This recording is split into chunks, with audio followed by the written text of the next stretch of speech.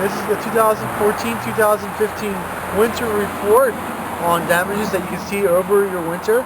We basically have come out from there and it's about 60 degrees today, and we're going to take a little walk through.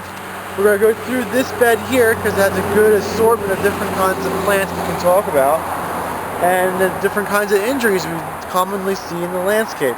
Well, first, straight off, when we take a look at it, you can see our Leland cypress we have right here. It's got buck damage, a buck rub on it. So that was probably not very good. We should take that out. It's no longer a good viable plant. It'll be stressed for the rest of its life and likely break. So that's not a good start to it. But these green giants and other Leland cypresses look really well. We're going to continue to go through. And you can see now over here we have some PJNs and rhododendrons and hollies. They do have a little bit of a weird look to the leaf, and that's normally how these kind of plants look, especially when they're a little exposed to some wind. And the deeper down you go into the interior, the less wind damage they have on it, so it's better for it. No, I wouldn't count that as being damaged as it's going to be long term. It's just something you can take a look at. It still has its buds on it, so you're still good to go. If you'd had the buds ripped off or the leaves ripped off, then you'll have a big serious problem to it. A little higher up, you can see this is a Nellie Stevens holly. Now this has got a little bit more severe damage to it. You can see that's winter desiccation on it. We'll take off a leaf and take a good look at it. You see like this right here, this is a good part of the leaf, and that right there is a pretty bad part of the leaf. So it's not like it's completely bad, but it's not a good thing to look at either. It'll probably come through without much of a problem, mostly because the buds are probably still fairly good on them. If we can find one that has still good buds on it, like that one has good buds on it. So it's not like it's a dead tree, it just has a little bit of wind burn on it. Going on to the next one, we can see this is the rhododendron. This is what rhododendrons typically look like at this time of year. It's not too much bad. You can see here, you can have some dead branches here and there, but overall, for the most part, it does look like it's fairly good. It still has the flower buds still good to go, and it still has the leaf buds still good to go. I don't think there's anything wrong with this guy.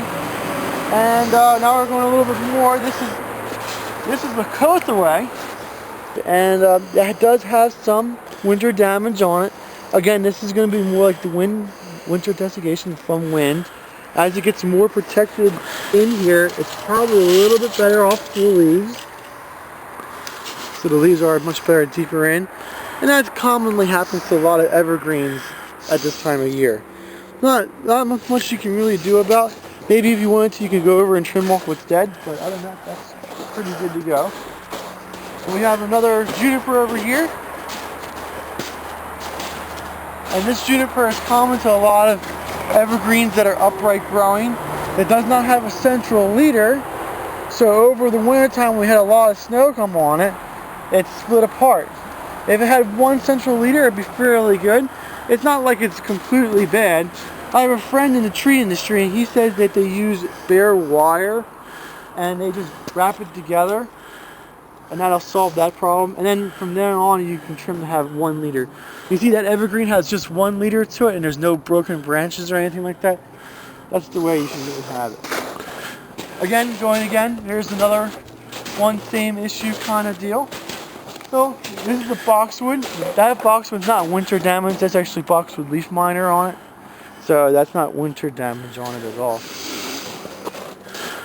We'll just keep on going a little bit. There's one other thing to talk about.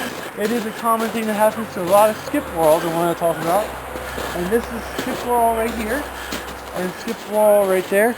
And these skip whorls have been in the ground for many years, and every now and then sometimes they just up and broken die.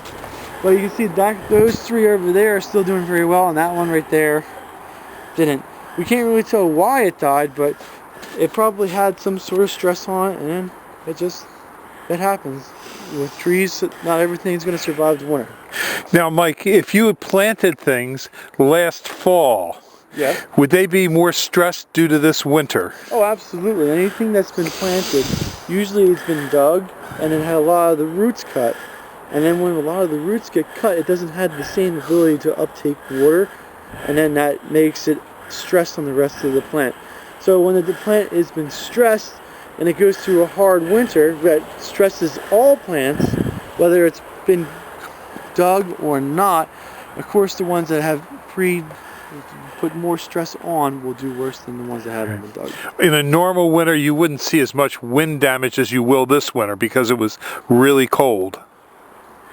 Yes, but we don't know how weather is going to be. You can't say what normal is because normal can change from winter to winter. Yeah, okay. But if you have an exceptionally cold winter, you would expect to have more windburn damage and damage to plants. Yes. Okay. All right, well, thank you very much, Mike. Mike's at Highland Hill Farm. If you have any questions for Mike, give Michael a call at 215-651-8329. Okay, thank you. Bye-bye. At Highland Hill Farm, we raise over 200 different kinds of trees and shrubs, and we can ship as well as we can deliver and plant from many different places. We have locations in Fountainville, PA, Lenoir, North Carolina, and McMinnville, Tennessee. So call us at 215-651-8329 for all your tree and shrub needs. Thank you.